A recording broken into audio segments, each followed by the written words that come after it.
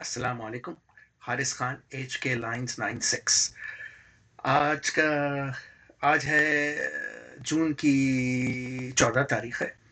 तो मैं ये शॉर्ट व्लॉग के साथ आपसे हाजिर हूँ। और ये सिर्फ जो है एयर इंडिया फ्लाइट नंबर 171 के बारे में। बहुत वीडियोस बाहर आ रही हैं, बहुत चीज़ें हो रही हैं, ज़्यादातर अंग्रेज़ी में भी हैं, कुछ हिंदी में भी हैं। तो मैंने एक दो लोगों से बात की है, एक दो वीडियोस भी मैंने देखी हैं। उससे मेरा जो ज़ाती तजुर्बा ये है कि ये एयरक्राफ्ट जो था 787 ड्रीम लाइनर जो था, ये बहुत जदीद किस्म का हवाई जहाज़ है ये। तो ये जब अहमदाबाद से ये टेक ऑफ कर रहा था, तो सब चीज़ें टेक ऑफ प्रोसीजर ये होता है कि जब दोनों पायलट जब फ्लाई कर रहे होते हैं, तो उनमें से जो पायलट फ्लाइंग होता है वो कैप्टन भी हो सकता है और फर्स्ट ऑफिसर भी हो सकता है। तो वो पहले ही डिसाइड कर लेते हैं ये लोग, ये दोनों पायलट जो होते हैं, कि कौन इसकी टेक ऑफ करेगा, कौन लैंडिंग करेगा। तो जहां तक मेरा ख्याल है कि अभी तक ये पता चले, जो फर्स्ट ऑफिसर था या थी, उस that whoever that was pilot in command, और जो कैप्टन जो था वो मॉनिटरिंग कर रहा था सिचुएशन की। तो वो even though he was sitting on the left side, तो वो मॉनिटर कर रहा होता है फ्लाइट।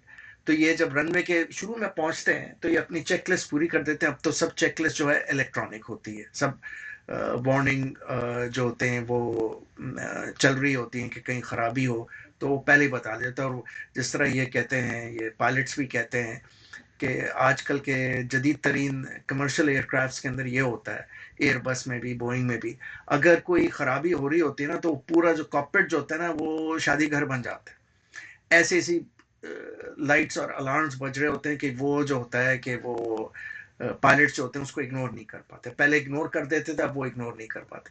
तो टेक ऑफ होने से पहले ये आते हैं रनवे के बिल्कुल एंड में, एक आते हैं, एक एंड से जो दूसरे एंड पर जाना होता है उस पर आते हैं, चेकलिस्ट पूरी कर लेते हैं। और उस चेकलिस्ट के पूरी के बाद जो भी पायलट इन कमांड होता है, पायलट फ्लाइंग जो होता है, वो कहता है ऑल सेट, तो कहते हैं ऑल सेट। देन तो वो ये करते हैं कि आगे से थ्रॉटल जो होते हैं पावर, उसको वो आगे पुश करते हैं। उससे आपको, जो लोग हवाई जहाज में बैठे हैं, तो उनको पता लगता है कि इंजन जो है ना वो तेज होना शुरू हो गया। और वो एक एक लेवल के आगे आगे ना वो एक बटन दबाते हैं, उसके ऊपर कहते हैं take off power, take off thrust set हो गई है। अब उनको थ्रॉटल को हाथ लगाने की जरूरत नहीं होती, और थ्रॉटल जो होता है ना एक जगह सेट हो जाता है। हवाई जहाज जो होता है वो चलना शुरू हो जाता है रनवे पर। तो उसके कई टेलीमेट्रीज होती हैं, पैरामीटर्स होते हैं जो उनको पूरा करने पड़ते हैं। सबसे पहला आता है 80 नॉट्स का आता है। उसका मतलब है कि हवाई जहाज की जो स्पीड जो है ना वो 80 नॉट्स के ऊपर है। 80 नॉट जो होता है वो लगभग जो है ना वो 110 120 मील फी घंटा के ऊपर होता है। और आप उसको आगे कर लें तो 220 किलोमीटर के तहत, तो 80 नॉट्स होता है।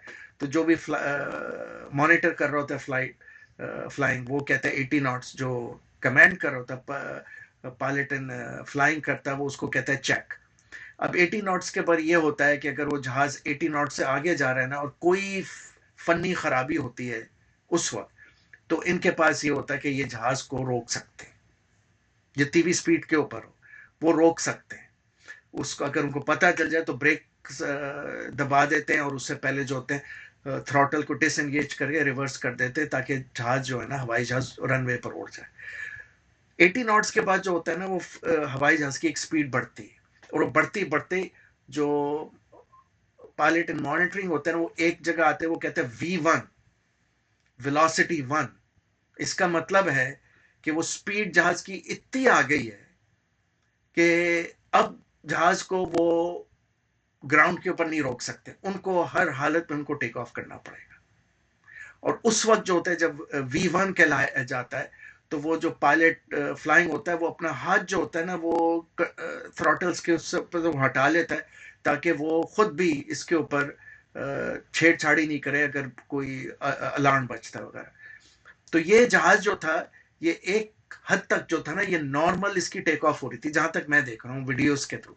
उसे एक नॉर्मल टेक ऑफ हो रही थी। जो नॉर्मल टेक ऑफ के बाद 80 नॉट्स हुआ, V1 हुआ, तो मेरे ख्याल से V1 के बाद ना कोई, जिसको कहते हैं ना कैटेस्ट्रॉफिक पावर फेलियर हुआ है हवाई जहाज के अंदर। और उन्होंने दोनों पायलट्स, जो पायलट मॉनिटरिंग हो रहा होगा, तो वो उसने बोला होगा कि कंटिन्यू, कि चलो अब रोकने की कोई जरूरत नहीं। उस वक्त के मुताबिक, हाइंडसाइट के मुताबिक उन्होंने प्रोसीजर फॉलो किया। अब आप देखिएगा, एक वीडियो मैं नहीं लगा रहा हूं, आप खुद देख लीजिएगा। उसमें जब वो V1 के बाद जो है ना, एयरक्राफ्ट जाके वो रनवे के दोनों साइड के ऊपर एक जगह कहलाती है एप्रन थ्रेशोल्ड, वो इस्तेमाल नहीं होता है लैंडिंग और टेक ऑफ के वक्त।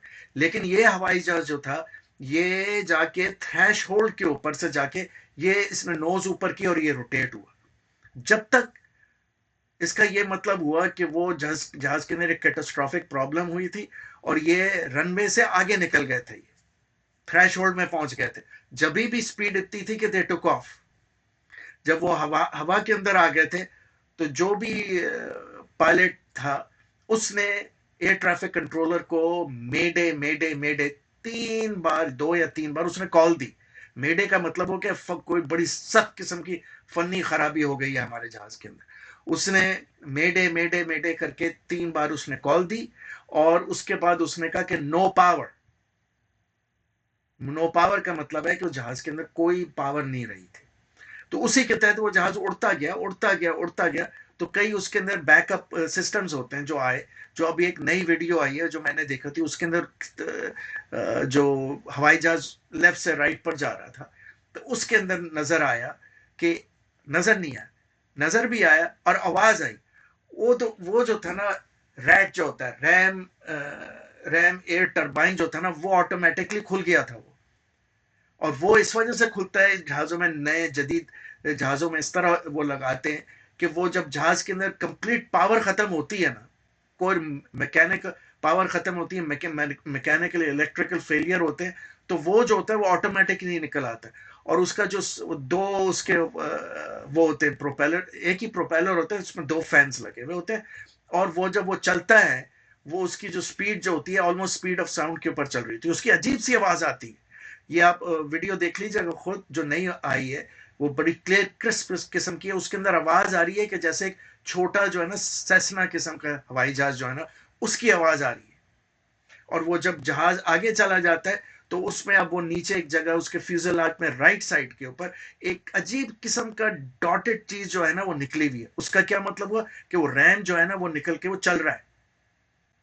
अब इतनी कैटास्ट्रॉफिक उसके अंदर प्रॉब्लम हो गई थी। रैम जो होता है नॉर्मली, जो होता है हवाई जहाज जो होता है 20 से 35 हजार फीट के ऊपर कोई प्रॉब्लम फनी खराबी होती है ना, जब रैम आता है ना, तो वो बहुत उनको वक्त दे देता है और बहुत हवाई जहाज के अंदर सलाहियत दे देता है कि वो वापस आके लैंड कर सके। तो ये जो था ना, ये असल में ये उसके बाद आप देखेंगे ना, वो जहाज करते करते हवाई जहाज में लिफ्ट नहीं थी। लिफ्ट का मतलब होता है कि वो जा रहा है, जा रहा है, जा रहा है, लिफ्ट हो रहा है, उसके बाद लिफ्ट की वजह से वो नीचे आके वो हादसा हो गया उसके अंदर। नोज टाइप भी नहीं हुआ, वो लिफ्ट हुई हुई थी हवाई जहाज के अंदर, लिफ्ट खत्म हुई हुई थी।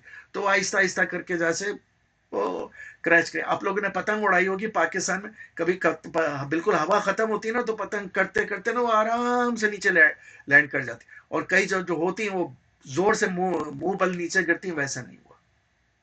तो ये जो है उसके बड़ा, यानी मुझे बड़ा दुख होता है इस वजह से। मेरे वालिद मरहूम कमर्शियल एयरलाइन पायलट थे 3 साढ़े 3 दहाई के लिए, और मेरी वालदा मरहूमा भी वो PI के साथ रहती थी। तो मुझे ये जब एयर क्रैशेस जो होते हैं ना, मुझे बड़ा सदमा होता है। तो वो अब एयर क्रैश तो हो गया। अब जो है दो चीजें, ब्लैक बॉक्स और कॉकपिट वॉइस रिकॉर्डर, अब वो उनको मिल गए। अब जाके उनको खोल के वो उसको स्टडी करेंगे। कॉकपिट वॉइस रिकॉर्डर और वो जो होता है ब्लैक बॉक्स जो होते हैं वो जहाज के पीछे होते हैं, सबसे पीछे लगाते हैं। एक दफा मैंने किसी से पूछा, भाई पीछे क्यों लगाते? कहते पीछे का हिस्सा जो होता है ना सबसे सेफ होता है। तो आपने देखा था एक तस्वीर के अंदर वो जहाज की टेल है सर, वहां से वो उन्होंने दोनों निकाल दिया। कॉकपिट वॉइस रिकॉर्डर क्या होता है? उसके अंदर कॉकपिट में जितनी बातें हो रही होती हैं पायलट्स के दरमियान, वो और ATC के दरमियान, वो उसको रिकॉर्ड करता है। और ब्लैक बॉक्स जो होता है ना, हवाई जहाज की टेलीमेट्रीज जो होती है, टेलीमेट्रीज क्या होती है? उसकी स्पीड, उसकी हाइट और दूसरी दीगी फनी चीजें जो हो रही होती हैं जहाज में, उनको वो रिकॉर्ड करते हैं, उसको टेलीमीटर करते हैं। तो ये मेरा जहाँ तक ख्याल है, ये जो है पायलट्स का कोई कसूर नहीं होगा, हवाई जहाज़ का भी कोई कसूर नहीं है। ये जो एयर इंडिया की जो मेंटेनेंस जो है ना, इन्होंने कोई 2 नंबरिया काम किया है ये पता चल जाएगा, ये मेरा जायज़ा। सो इंशाल्लाह दोबारा हाज़िर होऊँगा, जब तक के लिए इजाज़त दीजिए। अस्सलामु अलैकुम व रहमतुल्लाहि व बरकातहू।